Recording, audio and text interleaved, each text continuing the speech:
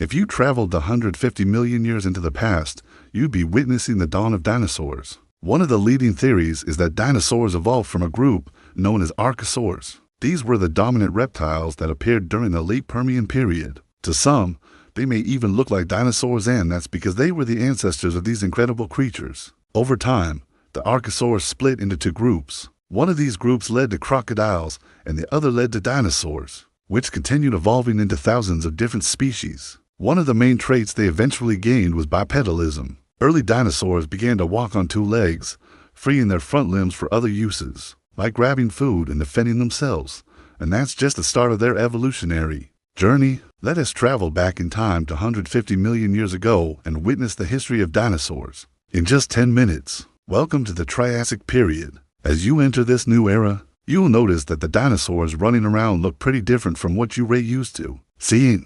One of the earliest dinosaurs to emerge from the archosaurs was Eoraptor. This little guy was about the size of a dog, barely 1 meter tall, and weighing in at a meager 10 kilograms. We typically think of dinosaurs as massive creatures, but it would take a couple of million more years before that started to happen. We'll check in to see how those dinosaurs grow in size as we travel through time, but for now, let's see what's happening to Earth. During the Triassic period, the supercontinent Pangaea began to fragment, slowly altering global climates and ecosystems. The climate was generally hot and dry, and there were no polar ice caps, creating a stark contrast to modern-day Earth. The vegetation was also very different and played a crucial role in the survival and evolution of dinosaurs. Plants had varying characteristics. Some were tough, some nutritious, and others potentially poisonous. Each of these influenced the dietary and adaptive strategies of different dinosaur species. Speaking of which, what were other dinosaurs doing during this time? Weighing in at about 23 kilograms and 1 meter tall, we have Coelophysis. It was slightly larger than Eoraptor, but that didn't stop it from being a fast and agile predator that likely preyed on smaller animals. Next is Herrerasaurus, which stood about 1.1 meters tall, but was much heavier, weighing around 350 kilograms. Then we have Plateosaurus. This one was far bigger. It stood about 3 meters tall and weighed up to 4,000 kilograms. This was one of the earliest examples of how large dinosaurs could grow. But wait, they get even bigger. Despite their impressive forms, dinosaurs were not the dominant creatures during the Triassic. They had to share their environments with many other organisms, all vying for survival in diverse ecosystems. This remained the case until the Triassic period experienced a major extinction event, likely caused by massive volcanic activity, climate change, and possibly even small asteroid impacts. This event had a significant effect on life on Earth and led to the extinction of numerous species. But it wasn't all bad, especially for dinosaurs. This moment created new opportunities, eventually allowing dinosaurs to dominate the Earth. Welcome to the Jurassic period. Now, instead of merely surviving, dinosaurs thrived. Over millions of years, different species continued evolving, and dinosaurs became the rulers of the Earth. They spread across continents, dominating lush forests and arid deserts.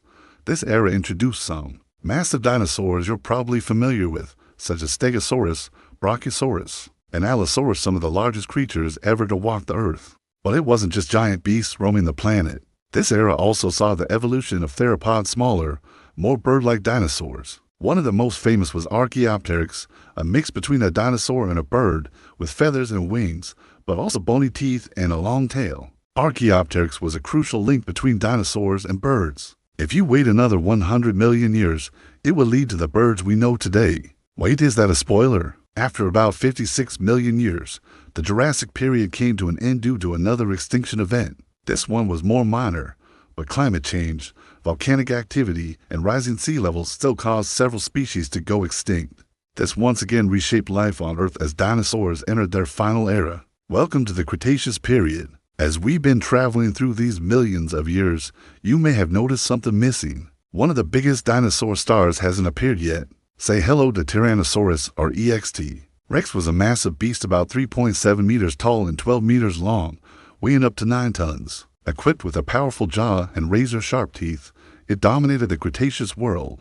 This wasn't just a scavenger, it was an active hunter, stalking its prey with keen eyesight and an excellent sense of smell. Among its favorite meals were large herbivores like Edmontosaurus. It could even take on formidable opponents like Triceratops and smaller theropods when given the chance. with jaws filled with 30-centimeter teeth and powerful hind limbs that allowed it to run up to 40 kilometers per hour. T-Rex was a master predator, but the Cretaceous wasn't only about massive beasts. You'd also notice an increase in feathered dinosaurs, such as Velociraptor. Contrary to popular portrayals, evidence suggests these dinosaurs were covered in feathers, likely used for warmth and stability rather than flight.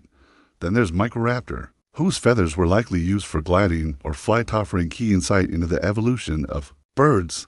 Meanwhile, Pangaea continued breaking apart into the continents we recognize today. As land masses separated, some dinosaurs were forced to migrate and adapt to new environments, potentially altering their evolutionary paths. But none of that matters when we consider what happens next, the cataclysmic event.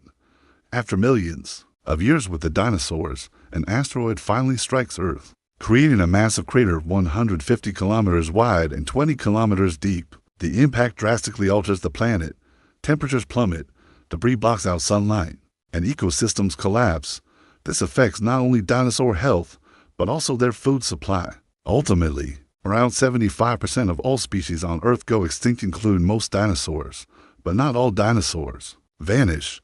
The avian dinosaurs survive, eventually evolving into modern birds. With dinosaurs gone, mammals are free to diversify and expand. Over time, this leads to the rise of humans and the world we know today. Dinosaurs dominated Earth for 165 million years, yet there's still so much we don't know.